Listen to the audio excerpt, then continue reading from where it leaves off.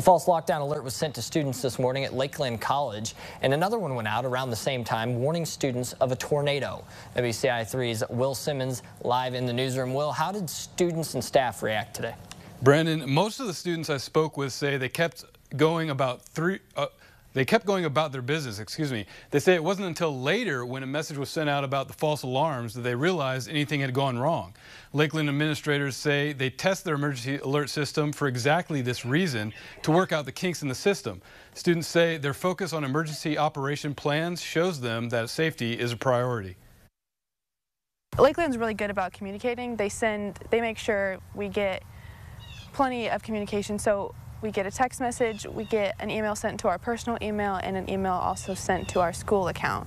I think one of my teammates texted me too. He was like, because he's sick right now, he was like, yo, y'all all right? Like, I heard something about a false alarm, and I'm like, yo, so I guess it was false. Like, Wood says she was taking a test when she saw the false alarm flash across her Apple Watch. She says she thought nothing of it at the time and noticed everyone else in her class was not reacting.